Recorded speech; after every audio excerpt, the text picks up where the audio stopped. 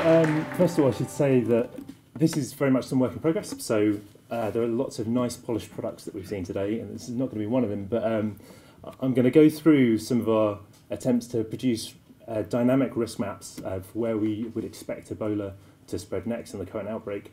But I'm also going to talk a little bit about how you get to doing dynamic disease mapping, how it fits in relation to previous disease maps, and also a lot of the digital tools that enable that, and how things have changed throughout the current outbreak in terms of the tools and the data that's been available. So yeah, I'll go from the static to dynamic mapping, global scale predictions, regional scale predictions, and then through those tools.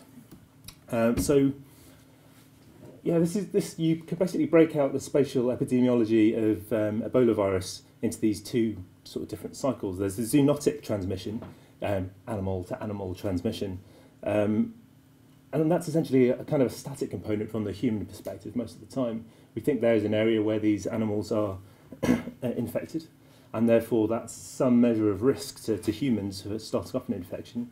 But as soon as it crosses over into humans, there's then this onward human-to-human spread, and that's a lot more difficult to map in the sense that it's constantly changing.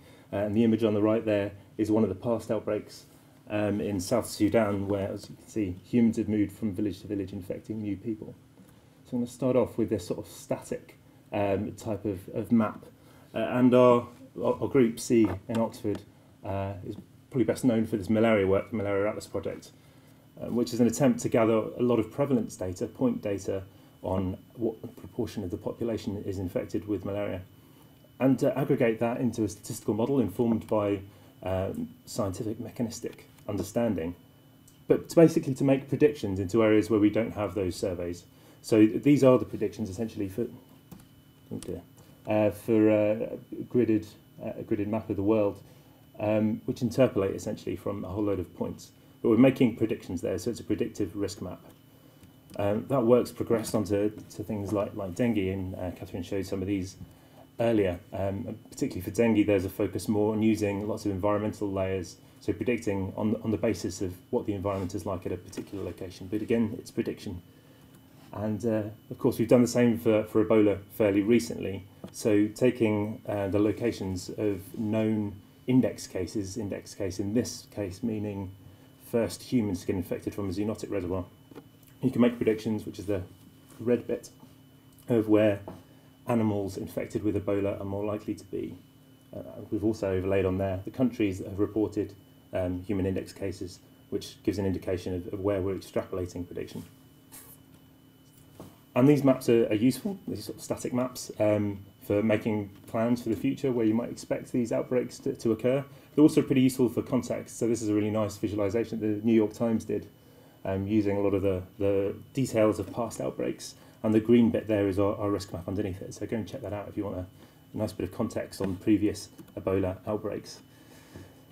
But really the next bit's much more difficult to map. And whilst those static maps are really useful for policymakers, it's kind of a lot harder to turn these sort of movements, predictions about these sorts of movements, into useful policy decisions. And maps aren't the only way to do that, I should add. People have work on all sorts of different aspects to do with importation of disease. And in the Ebola space, particularly at Imperial, the group there working on understanding how people move around, how the disease moves around, and therefore what the effect of different interventions and controls could be, and also looking at other diseases as well.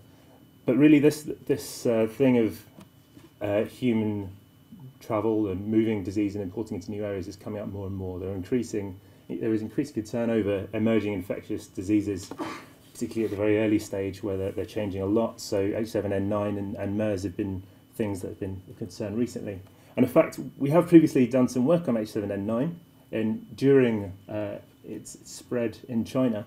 So these are the locations of live poultry markets. But this work was essentially saying, as the wave passes through, which of these markets are more likely to be infected than the others. It's still fairly static. And the question is really, once you're at a specific point in time, where's going to be infected next, not overall risk. And the only sort of, before Ebola, the only sort of work we've done in this area, very recent stuff on chikungunya, which has recently been introduced into the Americas, and specifically Brazil, And these two maps show two different importation locations. So the red map on the left, you can see there's a little point in the middle there where we know that there's chikungunya cases, and in the north on the map there a different strain in a different part of Brazil. So this is predictions of where you might expect the next round of cases to pop up. And there's been discussion all throughout the day about how long it takes to disseminate results. We've had quite a slow publication process with this one. And in the meantime, I've recently heard that there are a lot more cases, basically in a lot of the places we predict, which is fortunate. But hopefully that'll be out soon and we'll be able to properly validate it.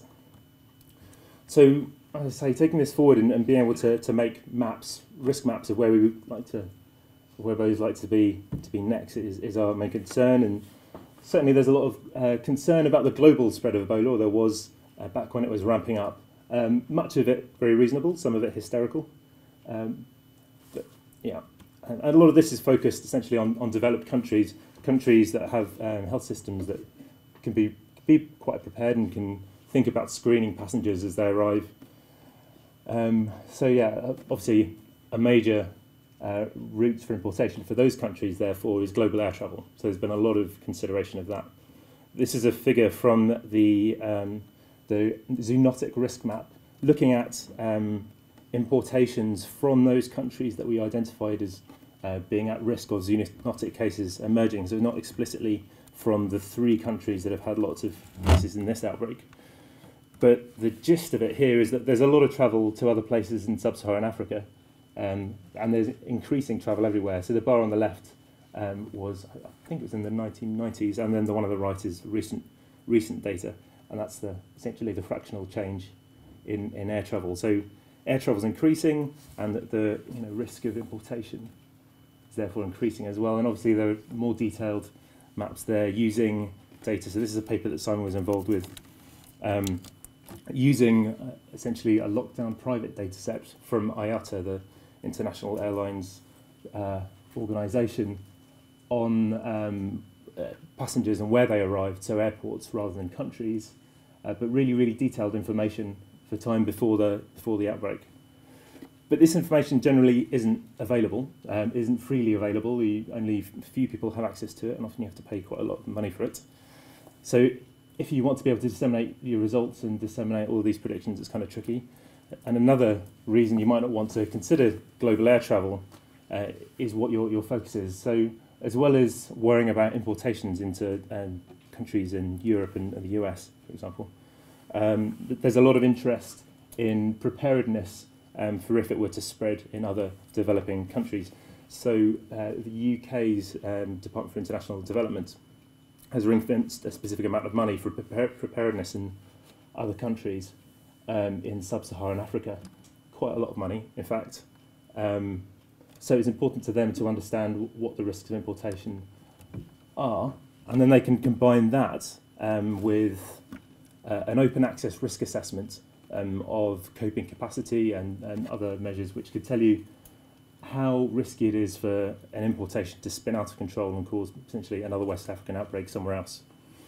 So I should introduce this really. This is the Inform Index for Risk Assessment, which is a product of the JRC, the Joint Research Councils in Europe, who basically, it's an open access set of indices of how well a country scores on its ability to cope with natural hazards and similar. And you can combine these different indices for specific events to really work out where the risk is. And a key part of that is making the whole process open so that you don't just present somebody with this is what we think is going on, but allow them to understand and discuss and argue about what should be the indices that are important for a specific risk. And so from that perspective, we're trying to help them to produce an index of importation risk from the current outbreak that was really representative for those sorts of countries. And so, as I mentioned before, this has to be open access, and the flight data basically is not. And there's also concern as to whether it's representative of the sorts of importations. So of the 5 case importations outside of the 3 core countries, not including aid workers, and aid workers are excluded here essentially because, well, I mean, they're much more likely to be spotted, much less likely to slip through the system and infect other people, because they'll know that they've been exposed to Ebola, and other people know as well, so they'll be sorted out pretty quickly, and that's certainly what seems to have happened to all of those who've returned so far. But of the others, 3 of the 5 there travelled by road, not by air, into nearby areas. And of the 2 that travelled by air, one was a Liberian American travelling to Nigeria, and he worked for the government. Not entirely sure what the reasons were for travelling to Nigeria, but the case that was imported into the US was a Liberian who was visiting family in the USA. So that gives us a hint as to what might be important there. And this plot actually came up in Andy's talk earlier. This is a recent open access data set of international migration. So it's long-term migration that Andy referred to. Of course, long-term migration isn't likely to be a main driver of the actual importations, but it's indicative of where the diaspora of different countries are, and therefore where people are likely to go and visit family. So essentially, it's a complicated spaghetti plot, which is very pretty, but it shows that essentially, lots of people go from these countries to the US, to the UK, and to France, as you might imagine, given the languages and histories of the 3 core countries. Yeah, so that's an indicator of where people might travel to visit family there. And another thing that Andy mentioned previously is that we're pretty limited in a lot of the mobility data. Typically, people rely on mobility models to try and infer those bits. And I'll come back to mobility models later. But a very simple mobility model that you can use, that's been used for a very long time, is this gravity model of human mobility, named as such because it basically looks like Newton's equation for gravity. If you've got N1 and N2 here are the populations in cities A and B, for example, and D is the distance between them, you just assume that movement is somehow proportional. So there's some constant in front of there, which is basically what Newton said about the masses of 2 objects, the distance between them, and the gravitational constant. So that's a kind of a very simple model, which checks out relatively well. It does surprisingly well for such a simple model at predicting movement between 2 places. And essentially means that people tend to move to places with a lot of other people, because there's a lot of resources, trade, all sorts of things. If you apply that here, I think quite correctly points out that Nigeria is kind of a hub in West Africa, possibly over-predicts a little bit the movement to India and China, despite the massive populations there. And of course, just looking at adjacency here and travelling to nearby countries and how long it takes to travel to different parts of those countries gives another indication of how hard it is to travel, how long it takes to travel over land, and therefore what the importation rates might be. And so these are essentially 3 different indices that you could use to assess importation probability. But each of these, you can essentially, for all countries, construct a matrix in between each of them. So to try and get a measure of the overall risk, this is just weighted by the number of cases in the last 3 weeks in each of the 3 core countries. So this can be dynamically updated. And then, used to re-update the model every week or so when the WHO releases their estimates, their case numbers. And as I mentioned before, the sort of the informed risk assessment is essentially a series of indices that people can argue over and combine in different ways. And this is just a sort of weighted consensus model of those 3 things there to try and improve on previous estimates of global importation that might be more relevant for the questions at hand. Okay, so I'll move on to looking at the regional scale there. So here's a video here. A little bit out of date, but this is from March to September of the outbreak, just showing as districts report their first cases here. Sort of the gist of this video is that it's not entirely obvious how people move around. It's not a sort of simple diffusion model. And if you can understand human movement, hopefully that'll enable you to predict which of these places are most likely to see the next cases. But a little bit sort of scatty. And at that point, in September, that was the number of deaths and cases. It's unfortunately grown since then. So these are just essentially the same slides there. So kind of a patchy shotgun sort of effect, but although you can't see it particularly well, pretty early on it moved to some of the major cities, and that's one of the explanatory factors in there. So it comes back to trying to understand mobility data, and I think a plot similar to this appeared in Andy's talk as well, talking about call detail records. If you have somebody using their mobile phone in location A, and then later they use it in location B. You can infer they moved from A to B. You can sum that up across populations without even having to know anything about those people, and you can infer at a relatively good scale within a single country what the general population movements are like. So this is raw data for Côte d'Ivoire summarised in that way. Unfortunately, again, as Andy mentioned, it's pretty difficult to get that for a lot of other countries, and if you want to see Andy let out an exhausted sigh, you can ask him where the data is for Sierra Leone, because he's been trying to get that for a while. But as I mentioned before, there are a bunch of different human mobility models. There's been some nice work in this area of mobility models for making predictions that have essentially advanced from the gravity models that have been used for a very long time. So a few years ago, in 2012, there was a Nature paper describing a new model for predicting movement. It's a relatively simple model, the radiation model.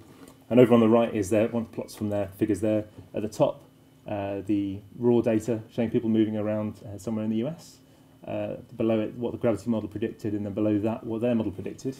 It's not quite as simple as that. Sometimes their model works really well, sometimes simpler models work really well. But essentially, there's increasing research here and more models. And this second paper, which is in +1, is actually kind of nicer than the Nature paper, in that it takes all of the existing ones and explains how they're related and gives a sort of mechanistic understanding to how they all work. So as I mentioned, this is all relatively new stuff, and one of the sort of advances that we've made very recently is to get all of the code to fit these models nice and streamlined in an R package, so that we can actually do better model comparisons and combine the relatively few empirical movement data sets together and use those for making predictions. So that's been quite a lot of work over the last few months getting this together. Hopefully we'll polish it off and get it out and publicise that really soon. And I'll come back to GitHub later on. But using that, you can make a bunch of different predictions of spread in the near future in this area with the 3 core countries and most of the surrounding countries there. So the blue areas are places that have reported cases in the last 3 weeks. In this library, we recently had a case pop up where they thought they got rid of all the cases. So you can dynamically update these maps and issue a new risk map, essentially. So this is what you get if you fit the parametric gravity model, which is essentially the simple thing earlier, but with a bunch of exponents on the different components. This is the radiation model, which gives something quite different, but interestingly suggests that a couple of Côte d'Ivoires particularly at risk. And then there's uniform selection model, which is kind of a nice null model, which basically says it's just where people live that are at risk. But there are a bunch of these different things, and as I say, this is very new. In fact, these were generated today. So these are going to keep updating, and we're going to keep improving them. And we're going to keep validating them against the data set of historic spread. Hopefully we'll be able to look then at how the best model changes over time, because we expect this to change throughout the course of the outbreak. There was a big ramping up phase, sort of plateau, and its cases are coming down. But the key thing is disseminating this data as rapidly as possible. Obviously, the number of cases is coming down as we speak, and it kind of seems like this is a little bit too late. And I think in terms of the entire response to Ebola, everything would have been better if it had come out earlier. However, moving from very few cases to 0 cases, as we saw from the previous talk, is a lot harder than it might initially seem if you look at those downward slopes. So trying to understand where you get these re-importations, where you've got rid of the disease, but it's re-imported by somebody moving in, is going to be incredibly important. So all of these predictions are now on the web, and the key idea here was to get those up first, so that we can see them with caveats, saying, don't trust these too much because they're very early, and then to validate them so that as soon as they're available and as soon as the data changes, those maps are updated in real time. So we've set up a computational pipeline that will essentially grab the data from WHO, update these maps, disseminate them to people with the relevant information. So I'm going to move on now to some of the tools that enable us to do that and how they've changed through the course of this outbreak. So this is WHO's, this is what the WHO's website looks like at the moment. In terms of getting data, it's really nice, and you can. This isn't a site where you get the data, but you can download all of this data quite easily. This is not what it was like at the beginning.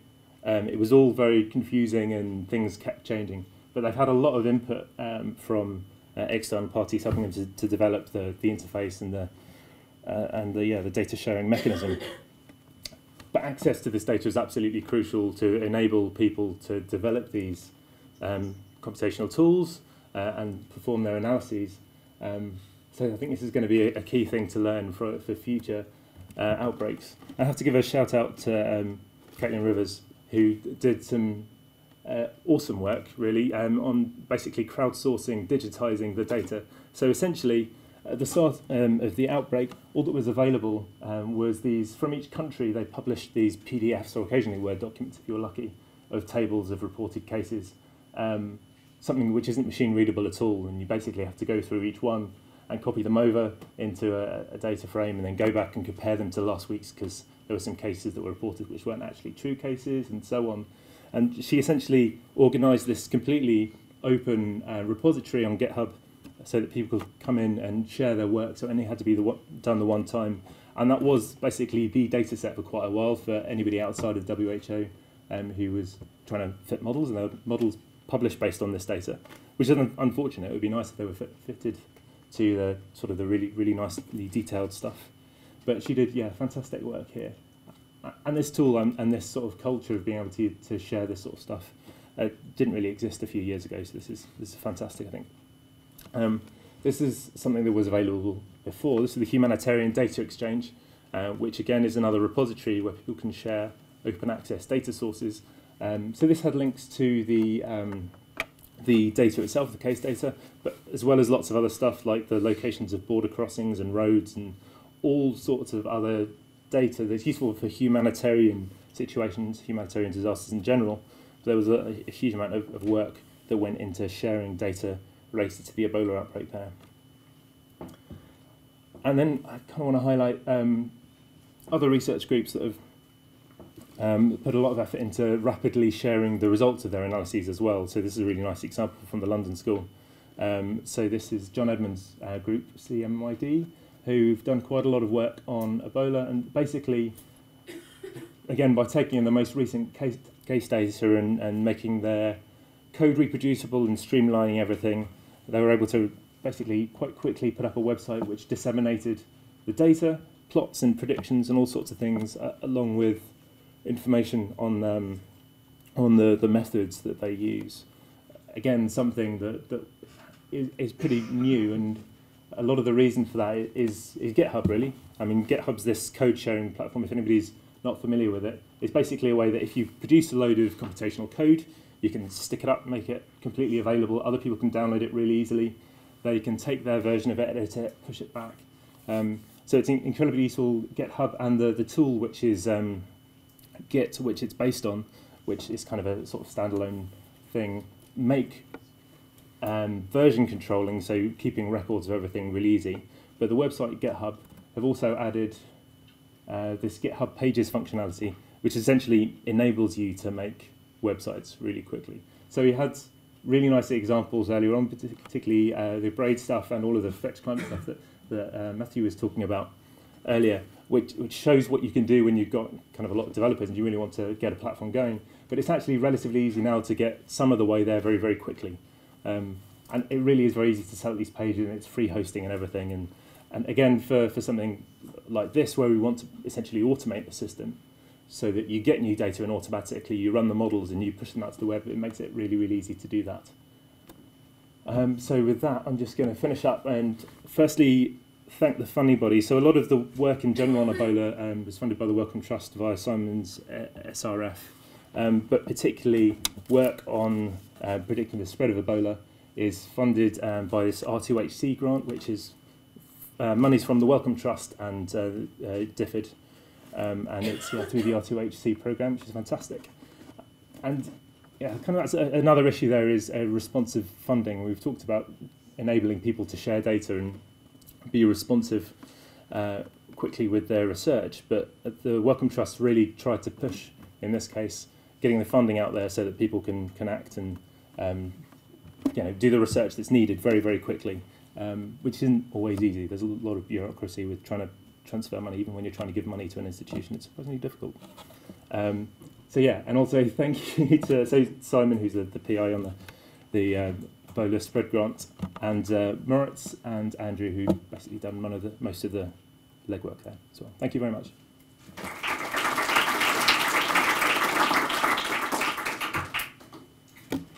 questions please, well at the back.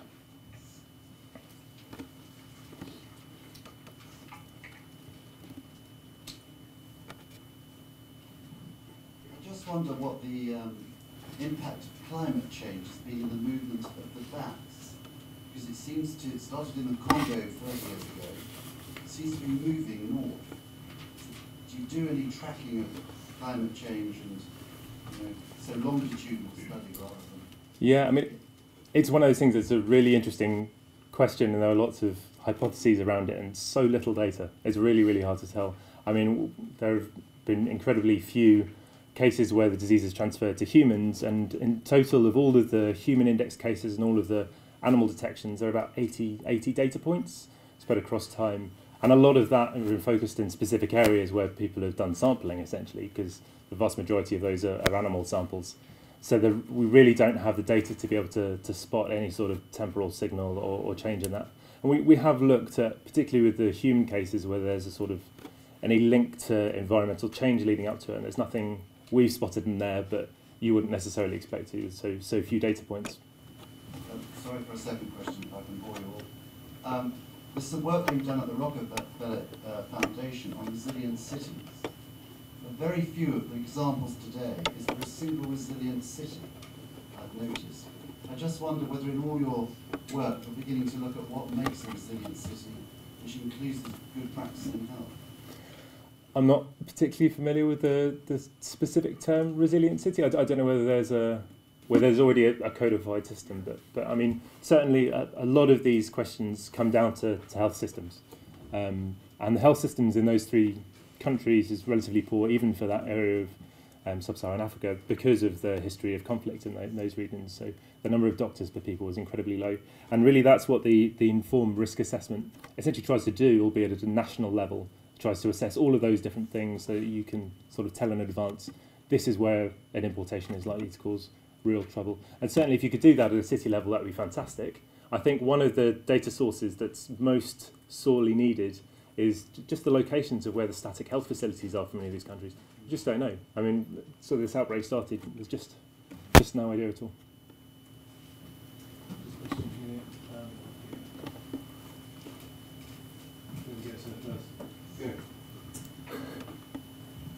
Hi, thanks for a great talk. I was just wondering how you, as the outbreak evolved and sort of information and details about transmission and the epidemiology of it materialised, how you use some of that information in your model. So I'm thinking particularly of funerals. So funerals came up very strongly early on of one of the main routes of transmission. And clearly the reasons why people, or the movement of people to go to funerals might be different to the movement of people to go to work.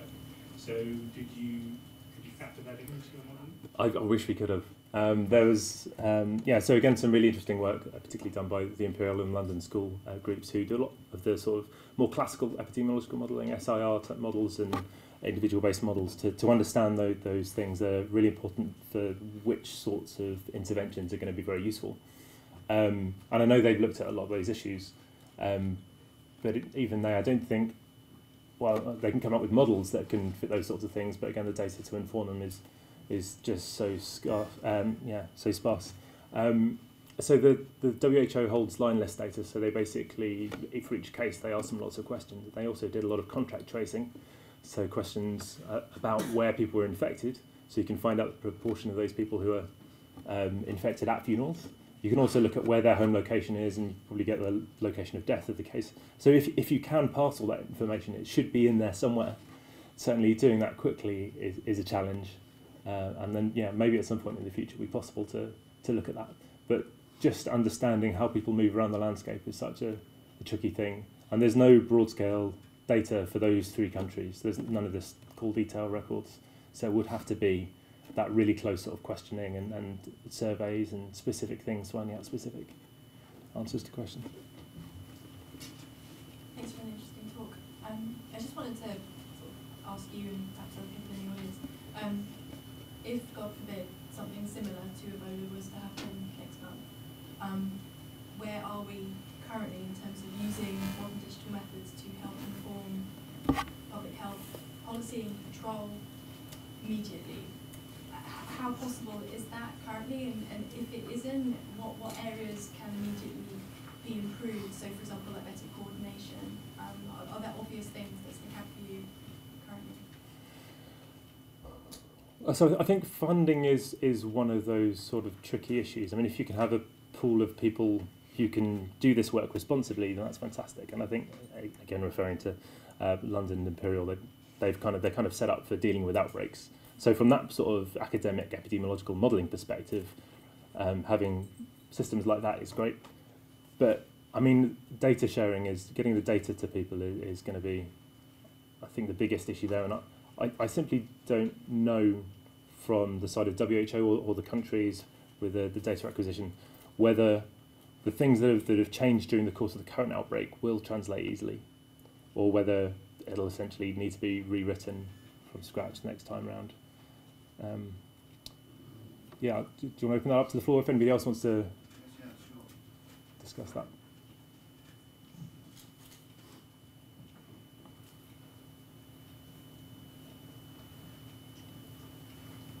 I don't think anything can be done within a month or 2 months. I think the World Health Organization was caught, and it took a long time to understand the seriousness of it. I was also in Cairo at the Ebola conference. We're in the middle of raising $50 million to create an African Ebola Institute. We think Africa should deal with these issues, and we think Africa should start to take an interest. And so over the next 6 months, there's 5 of us involved in trying to raise and place this institute. But once we've got Ebola, we think we should do malaria, and we think we should do measles, and whatever. It's time Africa took an interest in this too. As for instance, there's no data from past Ebola outbreaks centrally kept. So we keep going from crisis to crisis rather than finding a history of the thing. Yeah, it's great work. Sort of following on from that, really, thinking about what have we learned between SARS and Ebola. Are we doing better or worse? Because SARS, I think, was probably much more frightening to more in the developed world, and China did a lot there.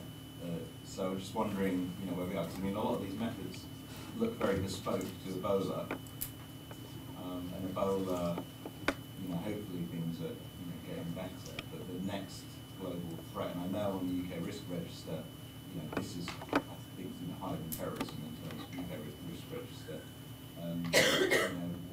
What we learned from there to Ebola, is it good, bad, and what's the prognosis? So I mean, two things I'll say. Firstly, coming back to if I can get there, the informed risk assessment. I mean, the idea of this work on Ebola isn't just for Ebola. I mean, a lot of this is how can we tailor this approach so that we can really quickly do it for the next infectious disease. And SARS is a big thing that keeps coming up as an example, but also pandemic influenza as well. So this project specifically is looking at that sort of stuff, and I think will be a useful tool for national level decision making. But a lot of the stuff to do with SARS and avian influenza, as you said, is sort of worriedness about the pandemic, and therefore it's a big concern to us in the Northern Hemisphere.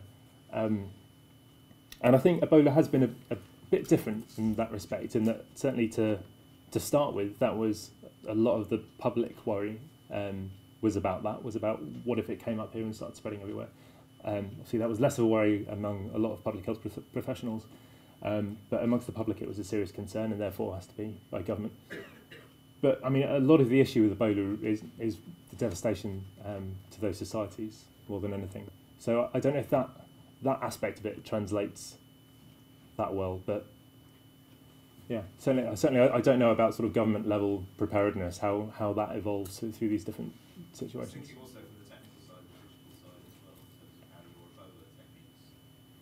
Yeah, I mean, sort of the aim of our making everything freely available and setting up these models is that they should be generalizable. They're not specific to Ebola epidemiology. They don't have any sort of mechanistic component in that respect. So in that sense, they should be reusable. But then a lot of scientific outputs are supposed to be reusable, and then they aren't actually reused. So I could guarantee that would be helpful. But certainly having this sort of system in place where you can rapidly respond and do mapping is important, and having the data in place to be able to do that as well. But again, no, certainly don't think we're there yet. Okay, I think I am going to bring it to a close now.